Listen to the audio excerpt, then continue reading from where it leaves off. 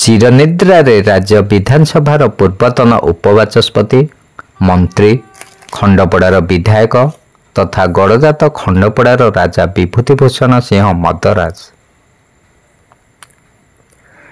परलोकरे खंडपड़ार राजा विभूतिभूषण सिंह मदराज 70 वर्ष बयस भुवनेश्वर एक घरोई हस्पिटाल चिकित्साधीन अवस्था तांकर देहांत हो जाइछि। दीर्घ दिन स्वास्थ्यगत समस्या लगी रही तांकर खंडपड़ा निर्वाचन मंडलीर जड़े लोकप्रिय राजनेता भावे बेस परिचित थिले विभूतिभूषण। तेबे खंडपड़ारू से 3 थर विधायक भावे निर्वाचित होइथिले।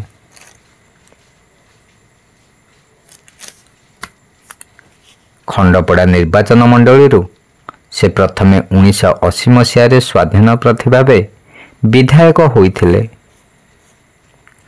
एहापरे से भारतीय जातीय कांग्रेस रु टिकेट पाई ओडिशा विधानसभा को खंडपड़ा निर्वाचन मंडलीरू 1985 और 1995 मसीह निर्वाचित होइथिले। एथिसह विभिन्न समय विभिन्न विभागर मंत्री भावे एवं ओडिशा विधानसभार उपबाचस्पति भावे दायित्व तुलाइथिले विभूतिभूषण। खंडपड़ा राजनीति रे से थिले जने टाणुआ राजनेता। विभिन्न समय रे विभिन्न पदरे थाई से 3 थर विधायक भावे निर्वाचित होइथिले। तेबे आज 70 वर्ष बयस राजधानी स्थित एक घरोई हस्पिटाल तांकर देहांत होइछि। एभली जने धुरीण राजनेता को हराई राज्य राजनीति महल रे शोकर छाया खेली जाइछि।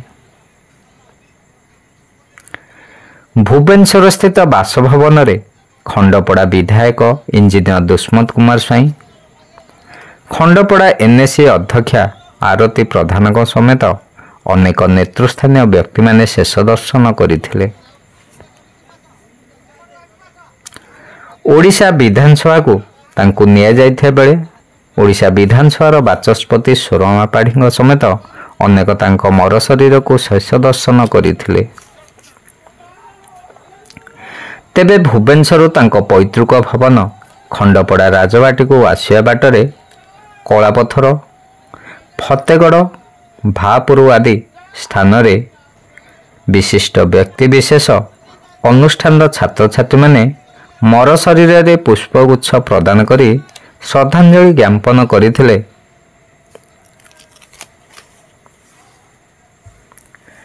आज अपराह्न 2टा समय खंडपड़ा रथगड़ा छक निकटस्थ राजबाटी परिसर तांको मर शरीर पहुंचिया परे शह शह जनसाधारण प्रिय नेता शेष दर्शन निमते राजबाटी परिसर भिड़ जमाइथिले।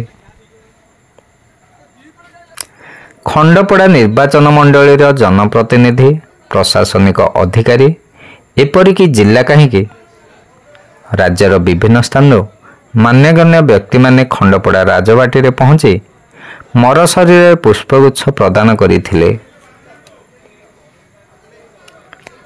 शिवनारायण दास की रिपोर्ट, खंडपड़ा वार्ता।